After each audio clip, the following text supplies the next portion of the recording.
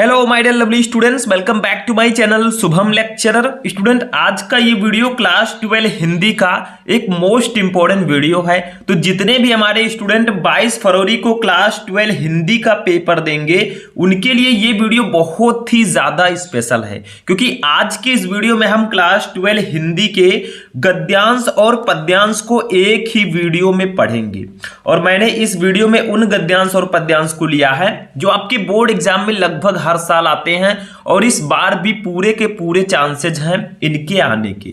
और मैं आपको यह भी बताऊंगा कि आपको हिंदी के पेपर में गद्यांश और पद्यांश को कैसे सॉल्व करना है ताकि आपको 20 में 20 नंबर बहुत ही आसानी से मिल सके। देखिए स्टूडेंट, आपका गद्यांश जो है वो 10 नंबर का आता है और पद्यांश भी 10 नंबर का आता है, दोनों मिलाकर 20 नंबर के आते हैं।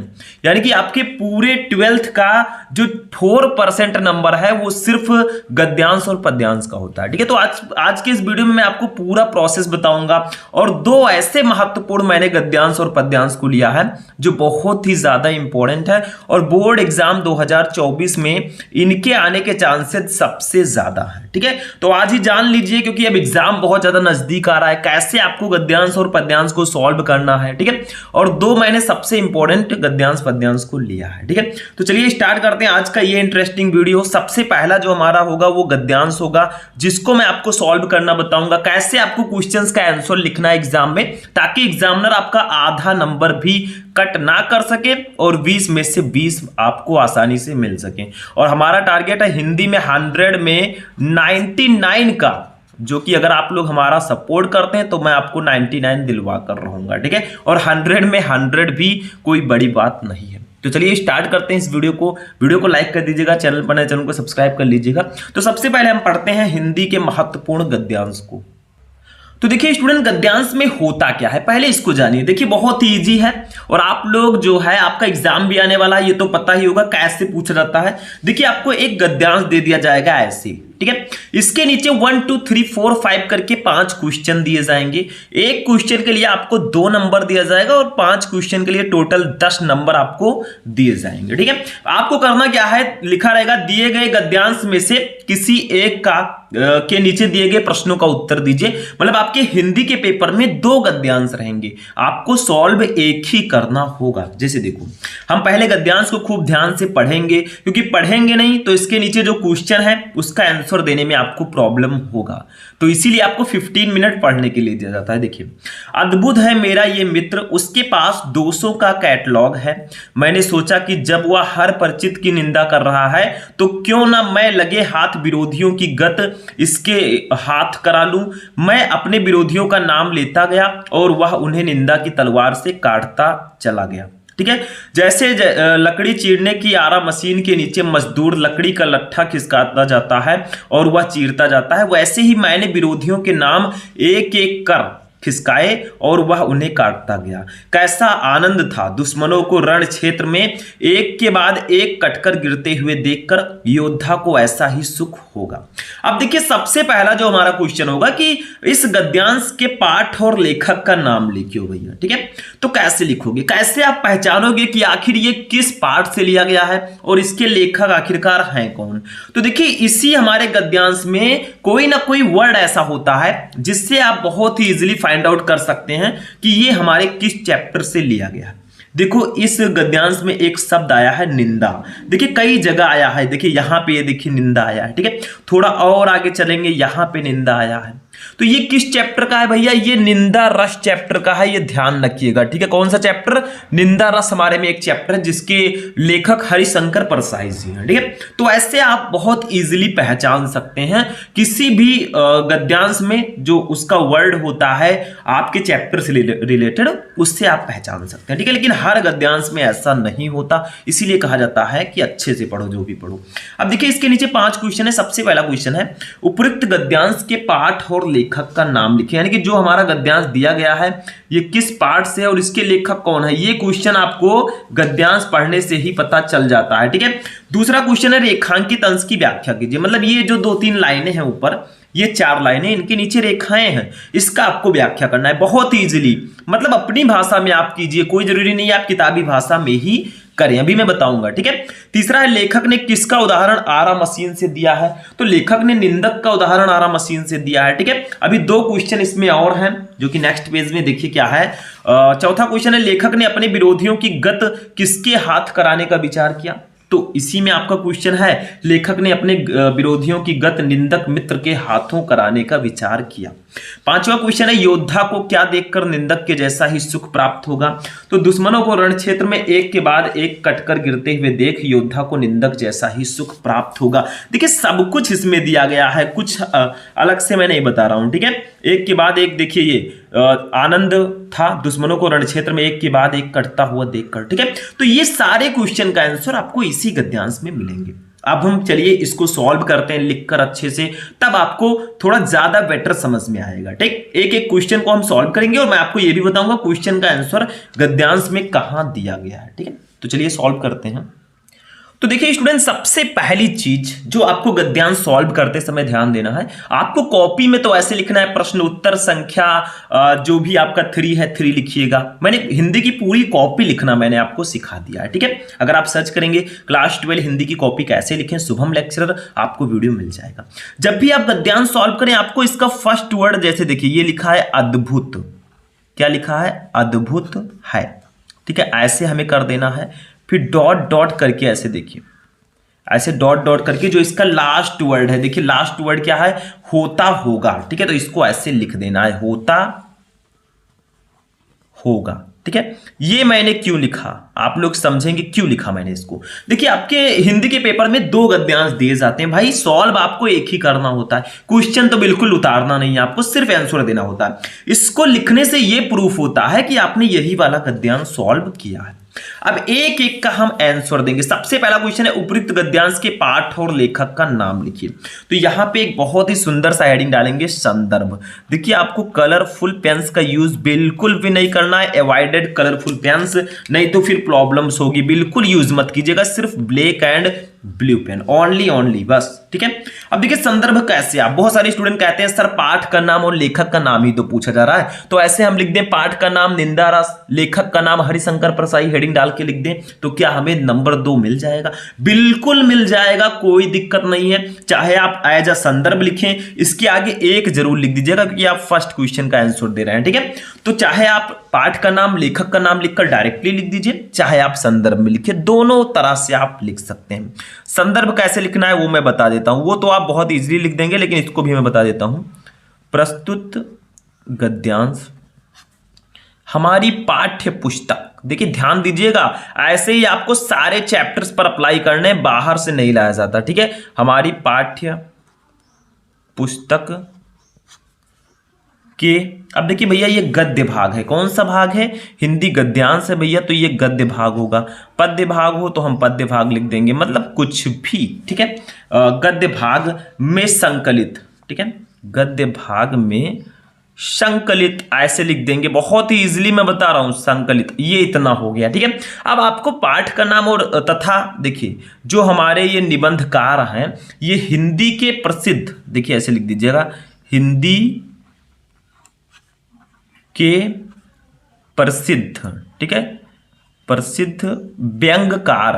आप ये लिखें या ना लिखें, ये जो मैंने लिखा है हिंदी के प्रसिद्ध व्यंग्यकार, ये नहीं लिखेंगे आप, ऐसे भी लिख देंगे संकलित तथा हरिशंकर परसाई जी द्वारा लिखित, तो भी आपको नंबर मिल जाएगा। लेकिन ये इनकी थोड़ी सी विशेषता हमने लिख दी। व्यंग्यकार हमारे कौन है? व्यंग्यकार का मतलब ये ज्यादा, ये निंदा रस एक व्यंग निबंध है। ठीक है, श्री हरिशंकर परसाई, श्री हरिशंकर परसाई। ठीक है, ये आपका हो गया पाठ का नाम। ठीक है, तो ये आपका लेखक का नाम हो गया हरिशंकर परसाई द्वारा लिखित, हरिशंकर परसाई द्वारा लिखित। अब इनके चैप्टर का नाम क्या है भाई? उसको इन्वर्टेड कॉमा के अंदर लिखेंगे। इनका नाम है निंदा रस, चैप्टर का नाम। अगर आप इसके नीचे ये देखिए जो मेन पॉइंट है, लेखक का नाम, पाठ का नाम, इसको ब्लैक से लिखिएगा और हो सके तो इसके नीचे अंडरलाइन कर दीजिएगा, 4 में चांद लग जाएगा। ठीक है, शीर्षक, क्योंकि जितना अट्रैक्टिव आपकी कॉपी दिखेगी एग्जामिनर उतना ही अच्छा नंबर देगा। शीर्षक निबंध से अवतरित है, अवतरित है। ठीक है, तो ये आपका हो गया भैया संदर्भ। संदर्भ में मैंने क्या लिखा, प्रस्तुत गद्यांश हमारी पाठ्य पुस्तक के गद्य भाग में संकलित तथा हिंदी के प्रसिद्ध व्यंग्यकार श्री हरिशंकर प्रसाई द्वारा लिखित निंदा रस शीर्षक निबंध से अवतरित है। या आप डायरेक्टली पाठ का नाम निंदा रस, लेखक का नाम हरिशंकर प्रसाई, ऐसे भी लिख सकते हैं, नो प्रॉब्लम्स। दूसरा क्वेश्चन देखिए, रेखांकित अंश की व्याख्या कीजिए। देखिए 2 नंबर हमने क्लियर कर लिया, हमने एक क्वेश्चन का आंसर दिया, 2 नंबर क्लियर। मतलब आपको इतने से लेकर यहां तक का व्याख्या करना। देखो, अद्भुत है मेरा ये मित्र, उसके पास दोषों का कैटलॉग है। मैंने सोचा कि जब वह हर परिचित की निंदा कर रहा है तो क्यों ना मैं लगे हाथ विरोधियों की गत इसके हाथ करा लूं। इतना आपको, इतने का अपनी भाषा में व्याख्या लिखना है। मैं बार बार कहता हूं, बुक किताबी भाषा में कोई जरूरी नहीं है, आप इसको थोड़ा चेंज करके लिख देंगे, एग्जामिनर नंबर दे देगा। बस अच्छे से लिखिएगा, ठीक है। तो देखिए दूसरा क्या है, रेखांकित अंश की व्याख्या। ऐसे नंबर 2 हेडिंग डालेंगे, मतलब नंबर 2 लिखेंगे। अगर दूसरी तरह से 2 लिखा है ऐसे, तो ऐसे लिख दीजिएगा, ठीक है। देखो हम थोड़ा सा बढ़ा चढ़ा कर लिखेंगे। लेखक श्री हरिशंकर प्रसाई जी का कहना है कि उनका निंदक मित्र बहुत ही अद्भुत और विचित्र है। देखिए थोड़ा सा चेंज करके लिखा गया है, कुछ खास इसमें नहीं है।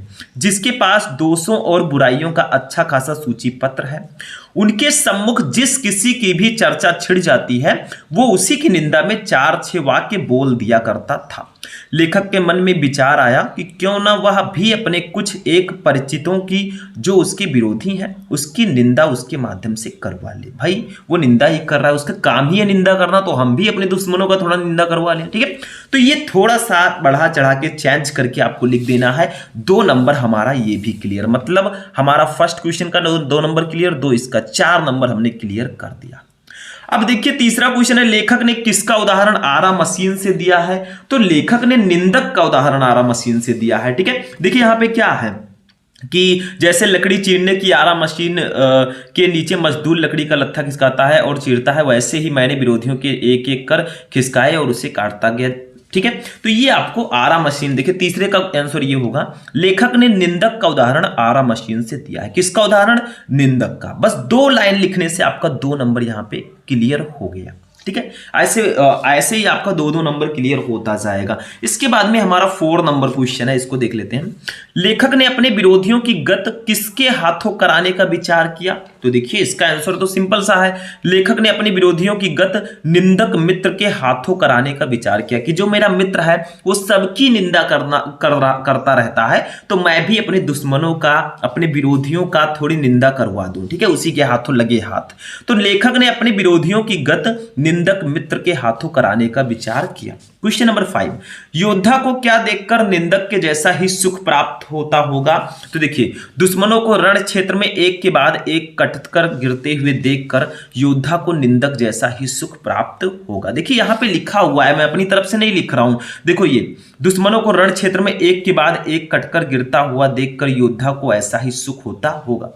ये सिंपल सा है, गद्यांश में कुछ नहीं होता। आप सिर्फ पाठ का नाम और लेखक का नाम अगर पहचान गए भैया, 10 में 10 लाने से कोई रोक ही नहीं सकता। सारे क्वेश्चन का आंसर हमारे गद्यांश में रहेगा, ठीक है। कोई भी गद्यांश आप याद करके नहीं जाएंगे, याद आप ऐसा नहीं है कि वो आ ही जाएगा, कुछ इंपॉर्टेंट है उसको पढ़ के चले जाइएगा, क्योंकि इसमें जो है मेन जो खेल होता है वो आपको पाठ को पहचानने का होता है और उसके लेखक को जानने का, ठीक है। बाकी आप इजिली इसको सॉल्व कर सकते हैं। तो इस तरह अगर आप गद्यांश को सॉल्व करेंगे भैया तो आपको मिलेंगे एग्जामिनर की तरफ से 10/10, ठीक है, एक भी नंबर आपका नहीं कटेगा। तो ये था महत्वपूर्ण गद्यांश। आई होप कि आपको ये क्वेश्चन अच्छे से समझ में आ चुका होगा, कैसे हम बोर्ड एग्जाम में गद्यांश को सॉल्व करें, ठीक है।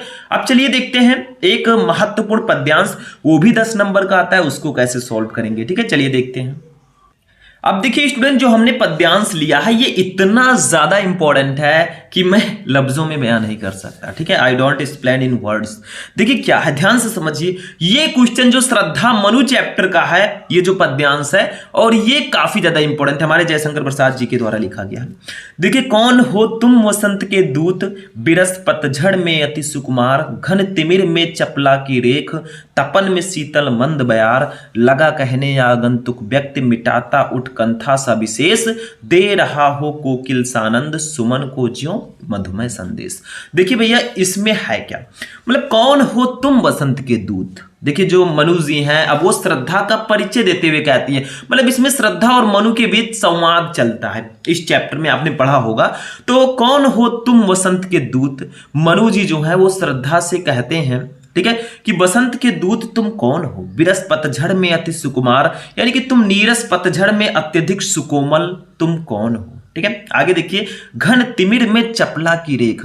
फिर मनु जी श्रद्धा से उसका परिचय जानने हेतु तो प्रश्न करते हुए कहते हैं कि घन तिमिर चपला सी रेख। ठीक है, घन बादल तिमिर, ठीक है, मतलब रात के बादल। तो कहते हैं कि इस अत्यंत निराशापूर्ण और अंधकारपूर्ण जीवन में काले बादल के बीच बिजली की रेखा के समान तुम कौन हो। ठीक है, मतलब वो कहती हैं कि आप हैं कौन, उनका परिचय पूछते हुए कहती हैं। ठीक है, मतलब घन बादल तिमिर मतलब अंधकार जिसको बोलते हैं, अंधकारपूर्ण। ठीक है, में चपला, चपला का मतलब बिजली होता है, बिजली का पर्यायवाची चपला होता है, की रेख मतलब उसकी रेखा। तो वो कहती है कि मेरे इस अत्यंत निराशापूर्ण और अंधकारपूर्ण जीवन में काले बादलों के बीच बिजली की रेखा के समान तुम कौन हो।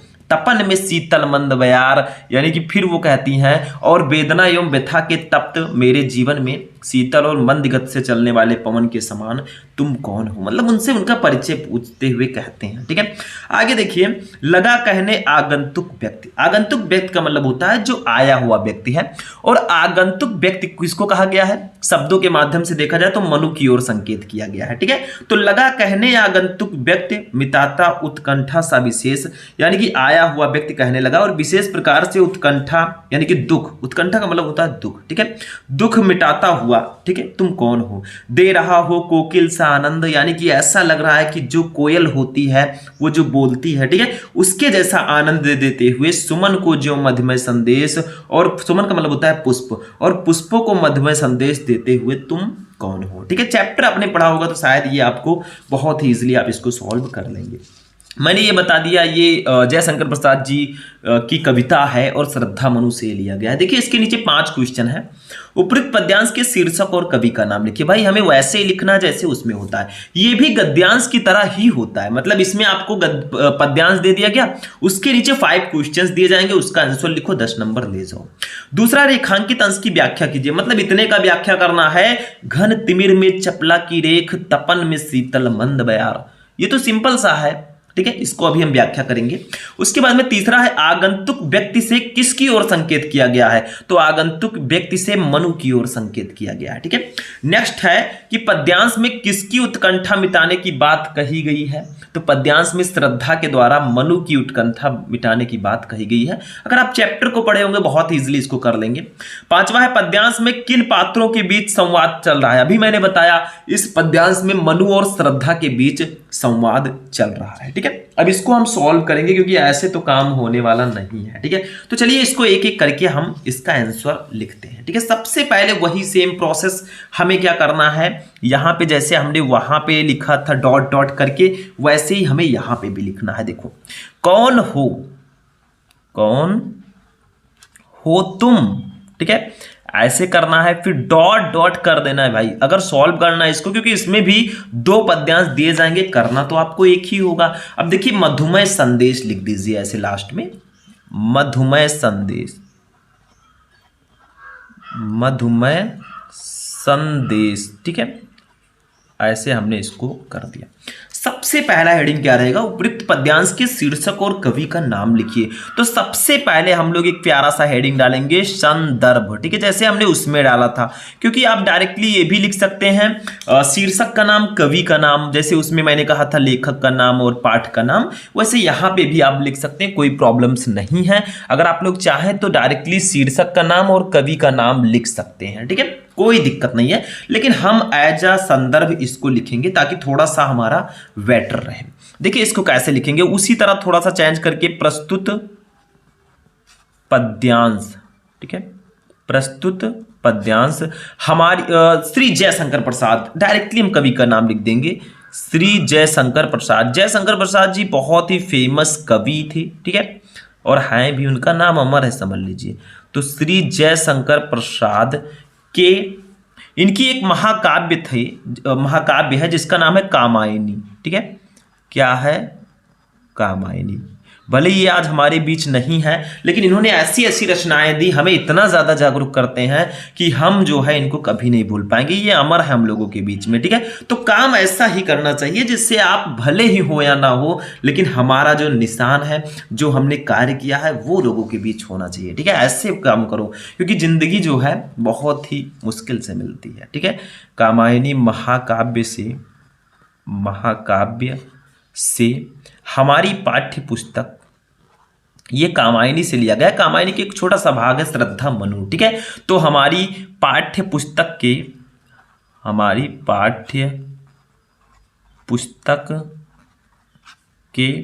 देखिए भैया, ये है पद्य भाग, तो लिख देंगे पद्य भाग, क्योंकि वो गद्य भाग था तो हमने गद्य भाग लिखा था, ठीक है। तो यहां पे हो जाएगा पद्य भाग में संकलित, ठीक है। अब लिख देंगे हम पाठ का नाम है स्टूडेंट श्रद्धा मनु। क्या नाम है? श्रद्धा मनु। ये जो ब्लैक से मैं लिख रहा हूं, ये हाईलाइटेड पॉइंट है, इसको ब्लैक से लिखना होगा, ठीक है। शीर्षक कविता से अवतरित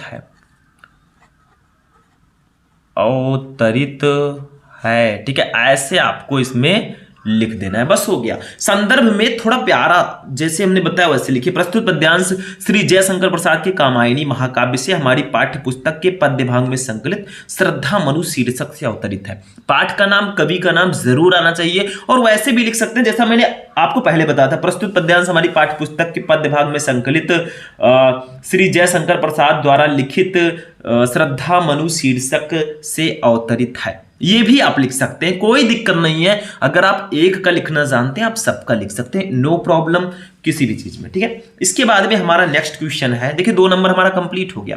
दूसरा, रेखांकित अंश की व्याख्या कीजिए। भाई ये जो 2 लाइनें हैं, घन तिमिर में चपला की रेख, तपन में शीतल मंद बयार, इसका आपको व्याख्या करना है। तो देखिए हमने लिखा है, मनु श्रद्धा से उसका परिचय जानने हेतु प्रश्न करते हुए कहते हैं कि मेरे इस अत्यंत निराशापूर्ण और अंधकारपूर्ण जीवन में काले बादलों के बीच बिजली की रेखा के समान और वेदना एवं व्यथा से तप्त मेरे जीवन में शीतल और मंद गति से चलने वाली पवन के समान कौन हो तुम, ठीक है। उनसे क्वेश्चन और उनका परिचय पूछते हुए वो कहते हैं, ठीक है। तो ऐसे आपको व्याख्या कर देना, मतलब वही चीज था, घन तिमिर में चपला की रेख, यानी कि घन बादल, तिमिर में अंधकारपूर्ण, में चपला, चपला का मतलब बिजली की रेख, मतलब रेखा, ठीक है। मतलब अंधकारपूर्ण मेरे इस जीवन में काले बादलों के बीच एक बिजली की रेखा की तरह आप कौन है, ठीक है। तपन में शीतल मंद बयार, यानी कि वेदना एवं व्यथा में तप्त मेरे जीवन में शीतल और मंद गति से चलने वाले पवन आप कौन है, ठीक है। तो ऐसे लिख देना अपनी भाषा में। 2 नंबर ये भी हमारा क्लियर,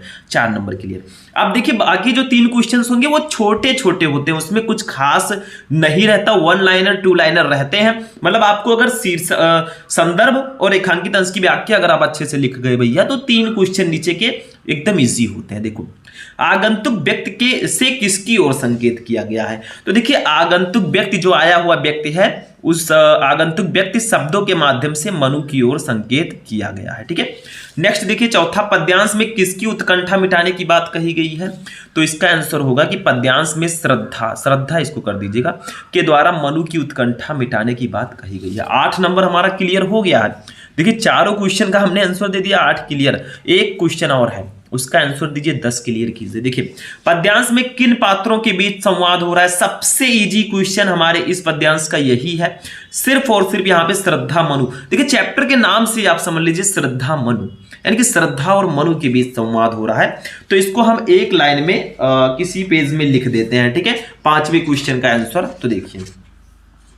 तो देखिए यहाँ पे ऐसे 5 नंबर लिखेंगे और इसका आंसर लिख देंगे। मतलब पद्यांश में मनु और श्रद्धा के बीच संवाद हो रहा है, तो ऐसे लिख दीजिए। थोड़ा आप राइटिंग से लिखिएगा भैया, ठीक है।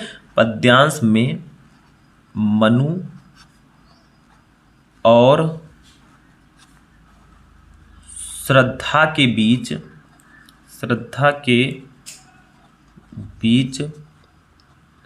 संवाद हो रहा है, ठीक है। तो इन्हीं दोनों के बीच संवाद हो रहा है, 2 नंबर इसका भी क्लियर। तो ये पद्यांश था। अगर ऐसे लिखोगे 10/10 आपको मिलेंगे, आधा नंबर भी नहीं कटेगा। बस आपको थोड़ा अच्छे से राइटिंग से और हेडिंग वाइज हेडिंग लिखना है। जहां पर ब्लैक पेन का यूज करना होता है वहां पे ब्लैक पेन का भी यूज करना है। मतलब कोई भी आपको बहाना नहीं छोड़ना है कि एग्जामिनर आपका नंबर काट सके, ठीक है, ऐसा ना होने पाए। तो इस तरह से आपको गद्यांश और पद्यांश सॉल्व करना है। मैंने आपको एक गद्यांश बताया और एक पद्यांश बताया ताकि आप बहुत ही इजीली इसको सॉल्व कर सकें और अपना नंबर बिल्कुल क्लियर कर सकें, ठीक है। तो स्टूडेंट चलिए आगे बढ़ते हैं। तो स्टूडेंट आज का जो ये हमारा क्लास है वो यहीं पर फिनिश होगा। मैंने इस वीडियो में आपको गद्यांश और पद्यांश दोनों को एक ही वीडियो में समझाया, उसको सॉल्व करना सिखाया कि कैसे आपको एग्जाम में जाकर सॉल्व करना होता है। जो स्टूडेंट कहते थे सर कैसे इसको सॉल्व करेंगे, कुछ भी नहीं है, दो दिए रहेंगे, एक एक सॉल्व करना होगा, कोई भी कर सकता है। इसीलिए हिंदी को हम बहुत ईजी सब्जेक्ट मानते हैं, तो मतलब 12th के अकॉर्डिंग, ठीक है। तो इस तरह लिखोगे 20 नंबर आपके क्लियर हो जाएंगे। टारगेट हमारा ये है, इस टारगेट को अपने ध्यान में रखते हुए चलिएगा और हम भी पूरा सपोर्ट करेंगे कि आप इस टारगेट तक बहुत ही इजीली पहुंच सकें, ठीक है। तो आज का ये इंटरेस्टिंग क्लास यहीं पर फिनिश होगा। मिलेंगे हम नेक्स्ट वीडियो में नेक्स्ट टॉपिक के साथ, तब तक के लिए जय हिंद।